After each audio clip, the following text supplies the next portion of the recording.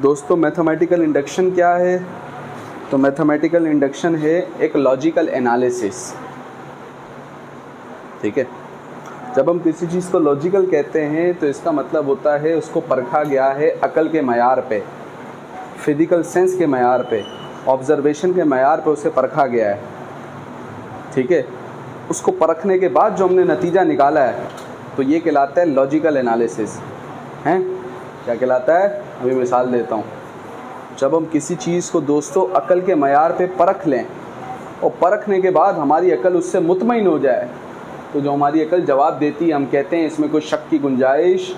मैंने कहा मेरे पास एक फूल मौजूद है और उसमें से बदबू आती है। हैं सर, फल अभी अभी तोड़ा है मैंने, फूल तो क्या देता है सर? गुलाब का फूल क्या देगा? खुशबू देगा। फॉर एग्जाम्पल मैंने गुलाब का फूल तोड़ा है और मुझे उसमें से बदबू आ रही है फिर, तो ये बात अकल के मयार को पूरा उतरती है? नहीं सर, ये बात अकल के मयार को पूरा उतरती नहीं है। तो ये बात फॉल्स है, गलत है।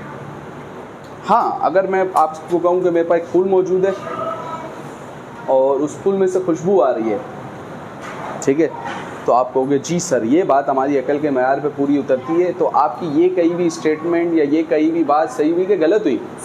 सही हुई। तो आपने उस बात को गुजारा, अकल के पैराए में आपने उसको गुजारा और उसके बाद आपने क्या निकाला? नतीजा निकाला। ठीक है, मैंने कहा पंखा एक ऐसी चीज़ है जिसमें से लाइटें निकलती हैं। तो अब आपका दिमाग फिर इसको एक पूरे प्रोसेस से गुजारेगा, इसका लॉजिकल एनालिसिस करेगा और फिर फैसला करेगा कि आपकी ये कही हुई बात सही है या गलत है। तो आप बोलोगे नहीं सर ऐसा नहीं है, पंखे में से तो लाइट निकलती नहीं है। दिमाग ने जवाब दिया, सही हो गया। ठीक है, सही है। मैथमेटिकल इंडक्शन भी यही एक पूरा प्रोसेस है कि आप एक बात को लॉजिकली चेक करोगे, किसी भी स्टेटमेंट को लॉजिकली चेक करोगे। फ़र्ज़ करो, सुन लो, फ़र्ज़ करें दोस्तों मेरे पास एक रूम है, ठीक हो गया, सही है। रूम के अंदर ज्योमेट्री बॉक्स मौजूद है। क्या मौजूद है सर? ठीक है, मैंने कहा मेरे पास फॉर एग्जांपल अगर मैं कहूँ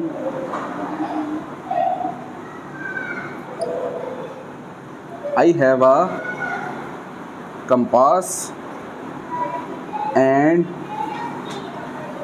पेंसिल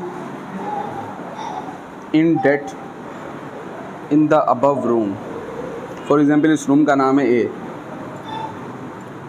इन द रूम ए। मैंने कहा एक मेरे पास रूम है, उसका नाम क्या है? ए। उसके अंदर क्या मौजूद है? ज्योमेट्री बॉक्स मौजूद है। तो दोस्तों अब अगर ज्योमेट्री बॉक्स मौजूद है तो ज्योमेट्री बॉक्स ऐसी चीज़ को कहते हैं जिसके अंदर ज्योमेट्री का सामान हो। ये तो ज्योमेट्री बॉक्स किसी काम का, अगर मैं कहूँ भाई यहाँ पे बैट और बॉल मौजूद है तो फिर आप बोलोगे इसका मतलब ज्योमेट्री बॉक्स मौजूद। क्या ख्याल है, ऐसे ही है? मैंने कहा एक रूम है उसमें ज्योमेट्री बॉक्स मौजूद है, तो अंडरस्टूड सी बात है, अक्ल को इस बात को मानना पड़ेगा। ये बात आपके जहन में आ गई? अब पढ़ते हैं आगे। मैंने फिर एक स्टेटमेंट दी एक बात की, I have a compass and pencil in the room है। मेरे पास इस रूम के अंदर कंपास और पेंसिल मौजूद है। कंपास यानी प्रकार, पेंसिल हम जानते हैं सर लिखने के लिए इस्तेमाल करते हैं। उसने तो ये चीज़ दी और उसके बाद मैंने ये बात कही। अब बताओ मेरी, अब दो बातें हो सकती है, हो सकता है मेरी ये कही हुई बात सही हो सकता है मेरी ये कही हुई बात गलत हो। तो अब ज़रा चेक करते हैं कि ये सही है या गलत है। तो सबसे पहले तो आपने कहा हमारे पास इस रूम के अंदर, ठीक है, कंपास और पेंसिल इस रूम में है। तो कंपास और पेंसिल, पहले बताओ रूम ए नाम की कोई चीज़ है? तो हम कहेंगे जी सर है। पहली बात तो ये सही। कंपास और पेंसिल किसके अंदर होते हैं? तो ये वाली बात भी क्या है सर? सही। तो हमने पहले इसको परखा, पहली कंडीशन पे परखा, रूम ए है, आपने बोला हाँ है। कंपास और पेंसिल इसमें है, तो हमने कहा सर दोनों कंडीशन अगर सेटिस्फाई कर रही हैं तो इसका मतलब ये कही भी बात क्या है सर? सही है। ये कही भी बात क्या है? सही है। ठीक हो गया, सही। मैंने कहा मिसाल के तौर पे यूँ लिखने के बजाय मैंने लिखा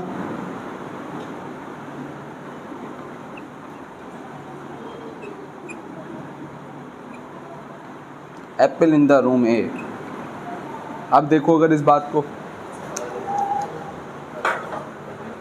तो रूम ए है ठीक है, एप्पल है इस रूम में, तो ये बात क्या हो गई सर? गलत। सही। मैथमेटिकल इंडक्शन में क्या होता है दोस्तों, दो बातें अगर आप सही साबित करोगे तो उससे रिलेटेड सारी बातें खुद ब खुद क्या हो जाएंगी? सही साबित हो जाएंगी। उससे रिलेटेड फिर सारी बातें क्या हो जाएंगी? इसको एक और चीज़ से भी दिखाते हैं, इस चीज़ को प्यार से कहते हैं जब एक चीज़ के होने से बाकी सारी चीज़ें हो जाएं। एक चीज़ के होने से या एक चीज़ के चेंज होने से बाकी सारे चेंज खुद ब खुद हो जाएं। दोस्तों इसको प्यार से कहते हैं, साइंटिफिक टर्मिनोलॉजी में, इंग्लिश वोकैबुलरी की ज़बान में इसको प्यार से कहते हैं डोमिनो इफ़ेक्ट। क्या कहते हैं? इसकी एक बड़ी प्यारी मिसाल दी जाती है, इसकी एक बड़ी प्यारी मिसाल दी जाती है कि फ़र्ज़ करो दोस्तों, आपके पास एक टेबल मौजूद है, टेबल पे बहुत सारी किताबें यूं करके पड़ी हुई हैं, एक दूसरे से थोड़े थोड़े फासले पर बहुत सारी किताबें यूं करके पड़ी हुई हैं। सही हो गया? ठीक है। तो आपने क्या किया, इस किताब को, इसकी पोजीशन को चेंज किया और इस पर लगाई फोर्स।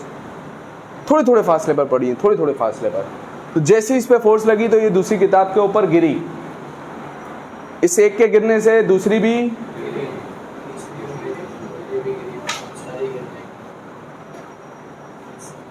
सारी चीज़ें क्या हो जाएंगी सर? कौन सा इफेक्ट?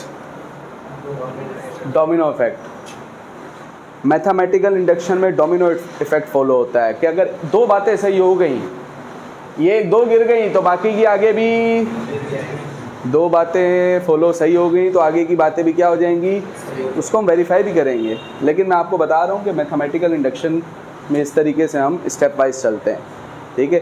डोमिनो इफेक्ट की अगर, ये तो मैंने आपको किताब रख के मिसाल दी, डोमिनो इफेक्ट की अगर आपने अच्छी मिसाल देखनी हो प्रैक्टिकल ग्राउंड में, चूँकि मैं हिस्ट्री का भी एक तालिब इल्म हूँ और तारीख भी सुनता रहता हूँ, पढ़ता रहता हूँ, तो आज से तकरीबन 70 साल पहले दुनिया में दो सुपर पावर्स थी, एक थी अमेरिका और एक थी रशिया। आज हम उसको रशिया कहते हैं, उस वक्त का जो रूस था उसका नाम रूस नहीं था, है उसका नाम था यूएसएसआर। हैं, क्या नाम था? यूएसएसआर। और अमेरिका हम लोग शॉर्टकट में कह रहे होते हैं, नाम अमेरिका नहीं है मुल्क का, इसका नाम है United states of America. USSR का मतलब है था, अभी तो है नहीं, United states of Soviet Republic. ठीक है। आज भी अगर आप दुनिया के नक्शे पे देखें रूस को, तो दुनिया का सबसे बड़ा मुल्क है रूस, बाय लैंड, रकबे के हिसाब से ये फैला हुआ। 11 पाकिस्तान आ सकते हैं रूस के अंदर, हैं? कितने पाकिस्तान आ सकते हैं? जगह के हिसाब से, जितने पाकिस्तान की जगह है 11 पाकिस्तान रूस के अंदर आ सकते हैं। और आबादी के हिसाब से रूस हमारे अंदर 2 दफ़ा आ सकता है, हैं?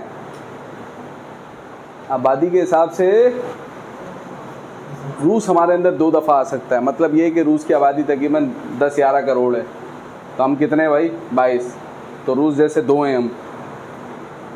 सही है, ठीक। खैर, तो आज का जो रूस है, पहले रूस इतना नहीं था जितना अभी दिख रहा है नक्शे के ऊपर, इससे भी बहुत बड़ा था।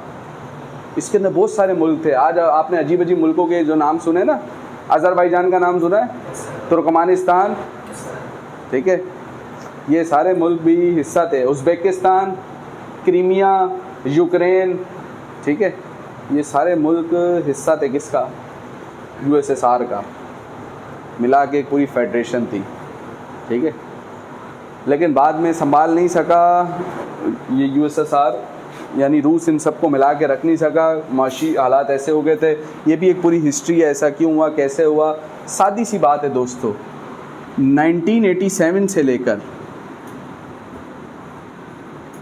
1991 तक ये यूएसएसआर के साथ जितने मुल्क थे, एक एक करके पतली गली निकलते गए।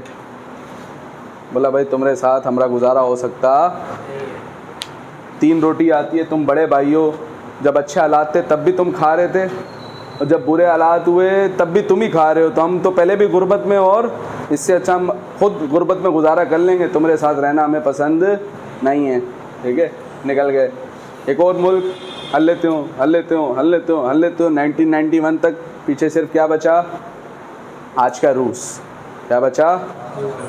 आपने बोला ये इतनी बड़ी लंबी कहानी हमें क्यों सुनाई भैया, कौन सा इफेक्ट? पहली रियासत गिरी, उसको देख के देखो थोड़ी अलग हो सकते हैं, हम तो समझते थे इनसे तो अलग ही नहीं हो सकते, ये तो बड़े ताकतवर हैं। अच्छा ऐसा है, अच्छा पहली गई, दूसरी, तीसरी, चौथी, पांचवी, छठी, कौन सा इफेक्ट हुआ? तो डोमिनो इफेक्ट हमें डेली लाइफ में भी बहुत सी जगहों पे दिखता है। बात समझ में आ रही है? ठीक है, मैथमेटिकल इंडक्शन में हम डोमिनो इफेक्ट का इस्तेमाल करेंगे कल इंशाल्लाह।